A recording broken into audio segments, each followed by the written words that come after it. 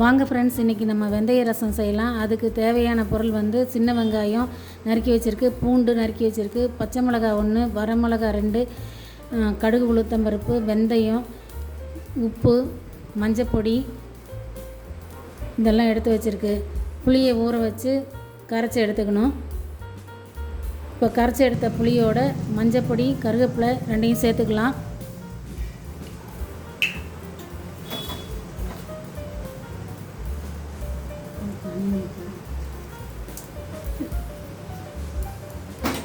இந்த ரசம் பருப்பு ரசமாக சாப்பிட்டுட்டு இருக்கிறதுக்கு இது கொஞ்சம் டிஃப்ரெண்ட்டாக இருக்கும் ஃப்ரெண்ட்ஸ், செஞ்சு பாருங்கள். கடாய் அடுப்பில் வச்சு கொஞ்சம் எண்ணெய் ஊற்றி கடுகு உளுத்தம்பருப்பு சேர்த்து பொரிய விடணும். இந்த ரசம் செய்கிறதும் ஈஸி, டேஸ்ட்டும் நல்லாயிருக்கும்.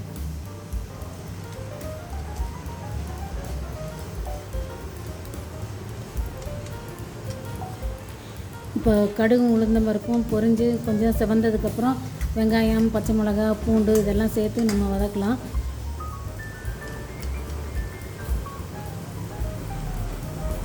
இப்போ கடுகு பொரிஞ்சிட்ருக்குது, உளுந்தம்பருப்பு கொஞ்சம் செவக்கணும்.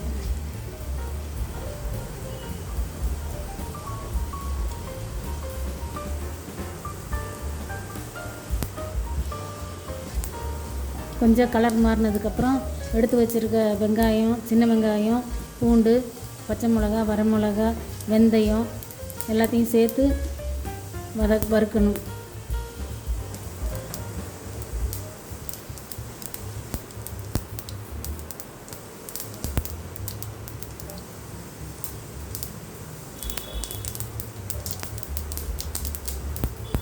இப்போ பொரிஞ்சு செவந்துருச்சு. வெங்காயம், ஒரு பச்சை மிளகா, பூண்டு ஒரு 4 பல் அரிஞ்சு போட்டிருக்கு. அது கூட வெந்தயம் எல்லாத்தையும் போட்டாச்சு, வரமிளகாயும் சேர்த்து போட்டாச்சு. இப்போ நல்லா வதக்கணும். வெங்காயம், பூண்டு எல்லாம் நல்லா வதங்கி வெந்தயம் செவந்ததுக்கப்புறம் புளி தண்ணி ஊற்றி நம்ம ரசம் வைக்கலாம்.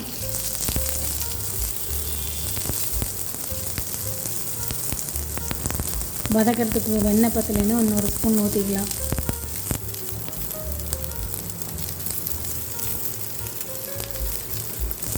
இதில் கடலைப்பருப்பு வேணாலும் சேர்த்துக்கலாம் ஃப்ரெண்ட்ஸ், வதக்கும் போதே கடலைப்பருப்பும் சேர்த்து வதக்கலாம்.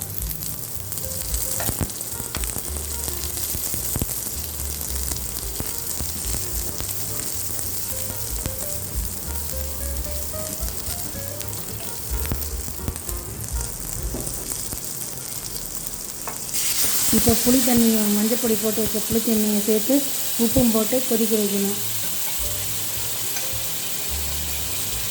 ரசம் நல்லா கொதிக்கும்போது கொஞ்சம் தண்ணியை சேர்த்துக்கலாம்.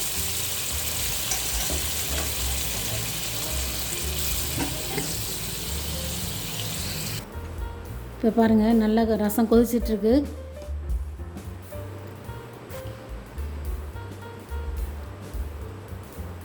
இப்போ கொஞ்சம் தண்ணி ஊற்றிக்கலாம். ஏன்னா இது பருப்பு நம்ம சேர்த்துறதில்ல, அதனால் கொதிக்கும்போது கொஞ்சம் தண்ணி ஊற்றி கலக்கி விட்டு மறுபடியும் ஒரு தடவை கொதி வரும்போது எடுத்து வச்சிடணும்.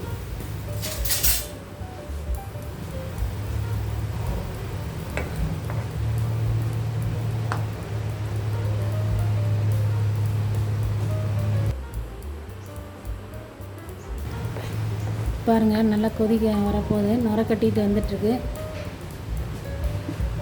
லேசாக கொதிக்க ஆரம்பித்தா எடுத்து வச்சிடலாம்.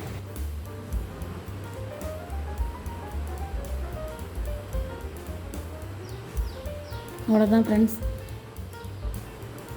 வெந்தய ரசம் தயாராகிடுச்சு. நீங்களும் செஞ்சு பாருங்கள், கமெண்ட்ஸ் பண்ணுங்கள், சப்ஸ்கிரைப் பண்ணுங்கள் இந்த சேனலை. அப்போ தான் அடுத்தடுத்த வீடியோ உங்களுக்கு சேரும். Thank you friends.